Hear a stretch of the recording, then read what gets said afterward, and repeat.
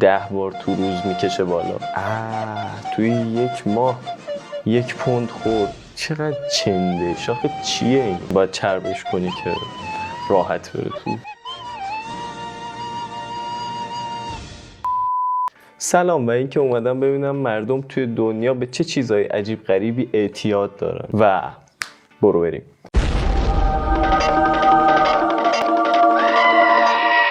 خب بریم ببینیم که چیا وجود داره. من خودم هم خیلی اعتیادای عجیب غریبی دارم که خواستین براتون ویدیو میسازم ازشون و برو بریم. Casey became a widow back in 2011, losing her husband to a severe asthma attack. Since the cremation, Casey was not able to separate herself from the little black rectangular urn containing her husband's remains. She would go to the movies with it, ate with it, and even talk to it in public places. But things took a dramatic turn for the worse when she started tasting the ashes in the box. Casey licked her finger and... این زنه شوهرشو از دست میده و خب اونجا مرده رو میسوزونن. بعد با خاکستر شوهرش خیلی رابطه تنگاتنگی برقرار میکنه و از یه جای بعد شروع میکنه و خوردن خاکستر شوهرش و and plunged it deep inside the urn and swallowed up ashes like it was powdered candy in a fun dip bag. In just 2 months, Casey ate about 1 pound of ash. توی 1 ماه 1 پوند خورد. پوند بز ببینم چقدر میشه 1 پوند. 1 پوند میشه 500 گرم. 500 گرم خاکستر خورده تو 1 ماه. She said it tasted like rotten eggs and sand.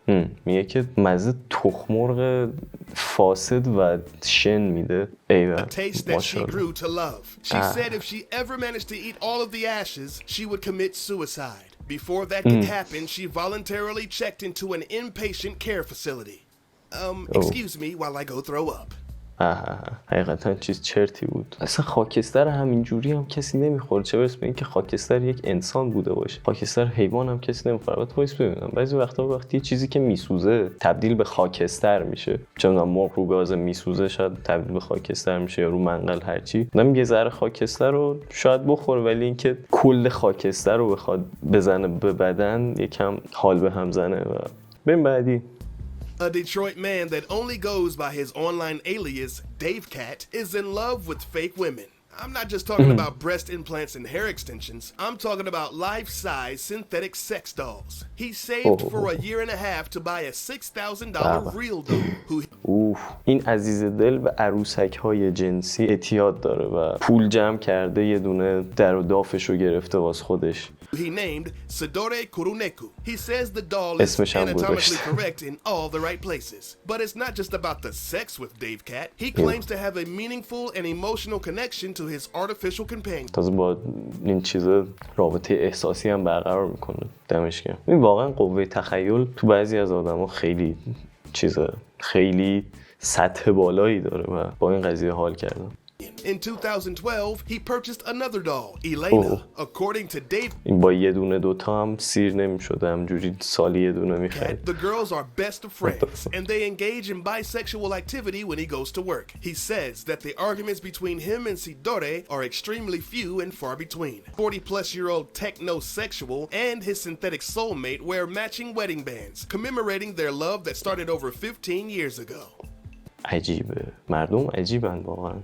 A woman from Queens, New York named Keisha is a hoarder of soiled diapers. Not only does she sniff the diapers, but you won't believe that this woman chews and sucks on them as well. چقدر چنده شاخه چیه این؟ زنی که به پوشک استفاده شده حساسیت داره. حساسیت داره. What the fuck؟ من چی بگم؟ بعد نه تنها بو میکشه بلکه لیس میزه. خب She states, and I quote, "It has to have pee in it. It has to have pee in it. The heavier ones that have more pee smell better." She gets soiled diapers. هرچی بیشتر در شاش وجود داشته باشه بوی بهتری هم میده. From friends and even strangers, and says that the taste is similar to sour candy. She hides the urine-soaked diapers in her purse and even in her car trunk to satisfy her cravings on the go. Since the first craving, she has gone through more than 25,000 urine-soaked diapers. یعنی لعنتی کلکسیونر چیزها، کلکسیونر پوشک استفاده شده است. 25,000 تا پوشک استفاده شده جمع کرده. Her fiancé Jerome, yes, she has a boyfriend, says that she will go as far. وای کی آخه میاد با این واقعا اعتیاد بلای خانمان سوزه. سعی کنید معتاد نباشید. هیچ وقت خودتون رو به چیزی وابسته نکنید. Let's go back to Detroit and meet Lisa. She's addicted to eating feline fur. That's right. This woman cannot go more than 2 hours without consuming her cat's hair. She claims that chewing the fur is relaxing and that the hair has a very interesting texture. To get the hair, she brushes the cats, or she even looks around the house to find some.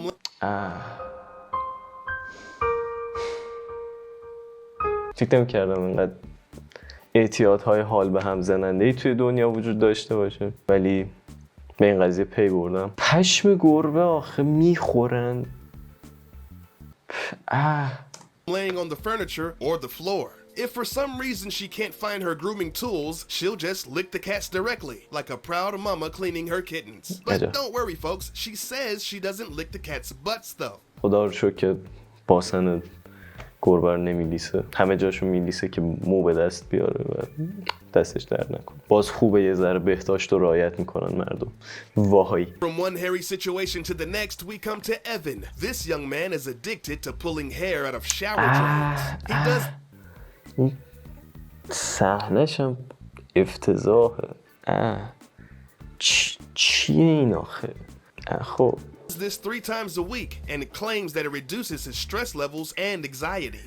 Evan's favorite place to fish around in shower drains is at other people's houses, preferably in a place that he میره خونه بقیه از توی چاه حمومشون مو میکشه بیرون و he's never been before. He'll ask to be excused to the bathroom, where he hunts through cabinets and drawers to find suitable tools to fish out those filthy follicles.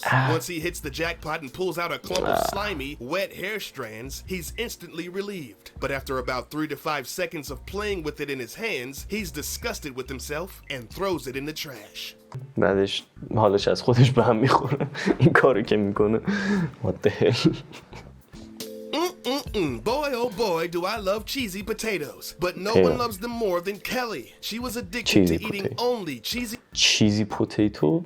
از این سیب زمینی‌های قاطی پنیر خیلی پنیره و اینا. میگه که این خانم خیلی علاقه شدید داره و اعتیاد داره به این قضیه. خب potatoes for more than 30 plus years. According to her, it is the ultimate food because it's ooey, gooey, and yummy. She was traumatized at age 4 by a freaky ham and cheese puking incident. Ever since then, she's eaten nothing but cheesy potatoes for breakfast, lunch, and dinner every day.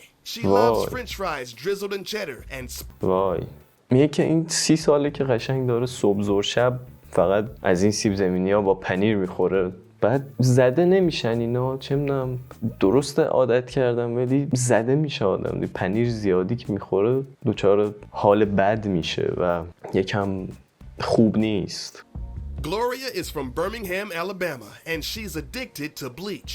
Every day, she cleans her house from top to bottom with the stuff. The stove, the toilet, the refrigerator, and even the furniture gets a daily dose of bleach. این خانومه به سفید کننده خیلی علاقه داره. هر روز، هر ساعت در حال تمیز کردن وسایل خونش با اینه. یه جورایی وسواس به حساب میاد تا اعتیاد.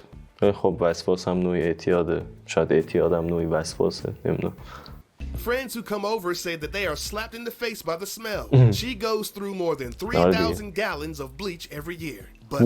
طی 1 سال به اندازه 3,000 تا از اینا رو تموم میکنه. من بعید میدونم خودم اگه بخوام استفاده کنم طی 1 سال یه دونه‌ش هم استفاده کنم. What the hell. That's not the worst of it. Every morning Gloria adds copious amounts of bleach to her bath water. She says that when her eyes get that glowing red میریزه تو آب وانش، بعد میگه که چشات باید حتما قرمز بشه. burning sensation, it's time to get out of the tub. Just to be clear, اینا مگه حساسیت زا نیستن؟ چه میدونم خوب نیست. On a leading bleach manufacturer's website, it states that bleach is not recommended for personal hygiene of any kind. توی منعهاشم نوشته که نباید همچین کاری بکنن و آره خب. Just in case any of you get any ideas. عجب. Let's go over to Houston, Texas and meet Jay, a woman who is addicted to snorting. یکم تصویرش چیز بود، یکم تصویرش انحراف داشت. آدم فکر میکنه موادی چیزی داره میکشه ولی پودر بچه داره میکشه بالا. Baby powder. No, I'm not giving you a slang term for cocaine either. I'm talking literal baby powder. And I mean, she really crams it up there. There's nothing tidy about the process. She'll grab a spoonful of the stuff and shove as much of it as she can up her nostril. کوکائین هم بود، انقدر هیجان نداشت این کار. Her addiction began when she was only 12 years old. She would rub baby powder all over her body, but eventually she felt that the smell wasn't strong enough to satisfy her sinuses. Over time, she would put the powder closer and closer to her nose, until one day she just said, YOLO, and masked it straight up into her sniffer. Jay snorts baby powder at least 10 times a day. This lady snorts 10 بار تو روز میکشه بالا. یعنی از اون چیاستا، از اون خوبای داستانه ها، یعنی خود اعتیاده. so much baby powder that her apartment is covered in a thick layer of white dust. فکر کن کف خونت کلا چیز باشه، پودر بچه ریخته باشه. That she's inhaled over 1,800 pounds of baby powder over a 16-year period and has طی 16 سال حدود 800 کیلوگرم، 1 تن پودر بچه کشیده. سالی 50 کیلوگرم مثلا میکشیده میرفته بالا. عجب. no plans to stop. Vampires aren't just for your favorite premium shows on HBO. There's a strange woman out there right now that sucks blood out of necks, and her name is Julie. This Pennsylvania mother of 3 has been drinking blood for the last 30 plus years. یعنی چی؟ چرا خون میخواد؟ من پشه‌ای چه وضعشه؟ آقا خون خوردنی نیست، نخورید. 30 سال طرف اعتیاد داره به خون خوردن، خون مردم رو میمکه. Fascination began with her first kiss, where she bit the dude so hard on the lip that he started bleeding. و داستان از اونجای شروع شده که دیوار داشته لب میگرفته، بعد یهویی گاز گرفته طرف و بعد خون اومده، بعد خوشش اومد. Bleeding. Ever since, she's been drinking blood of strangers to get that boost of energy and self-described youthful exuberance. She'll grab her black box of X-Acto blades and razors and then slices into the neck or shoulder of تازه اسباب مخصوص این کار هم داره واسه خودش. her awaiting blood bank. When the blood starts to rush out, she laps it up or even sucks it straight out of the incisions. Julia's daughter Ariel, who disagrees with the activity, says that her mother is by definition a leech and a parasite. Oh, and surprise, surprise, hematologists around the world highly recommend that people do not drink human blood. خب بعدی. Trina and Brian are a couple from St. Petersburg, Florida, who are addicted to coffee enemas. Trina is the جوری که من فهمیدم یعنی اینکه از راه مقعد قهوه رو چیز کردن، استفاده کردن و worst of the two. Every day, up to 4 times a day, she sticks a long rubber hose in her butthole and pumps warm coffee into her colon. Brian says that you have to lube up the nozzle before inserting it into the rectum. باید چربش کنی که راحت بره تو. خب. Trina lays on the floor of her bathroom and reads a book or fills out a Sudoku puzzle while the magic elixir works wonders inside of her bowels. After 15 minutes of the caffeine colon cleanse, she rushes to the toilet and releases the murky mixture. Brian says you have to make a quick transition. خب. Otherwise, little pieces of poo and coffee might hit the floor. Now that's what I call a crappuccino. خیلی چرت بود. حقیقتا چیزای عجیب غریب و وحشتناکی بودن و حالم به هم خورد. شما هم اگه حالتون به هم خورده بهم بگین و بهم بگین که کدومشون واسهتون عجیب تر بود. به نظر من که همشون عجیب و وحشتناک بودن. و آره، مرسی از اینکه تا اینجای ویدیو رو دیدید. لایک، کامنت، سابسکرایب یادت نره. کامنت از همه مهمتره. پیج اینستامون این بالا میاد، حتما فالوش کنید. لینکش تو دیسکریپشن هست. نظرتون تو کامنت ها بهمون بگید. و تا ویدیوی بعدی، خداحافظ.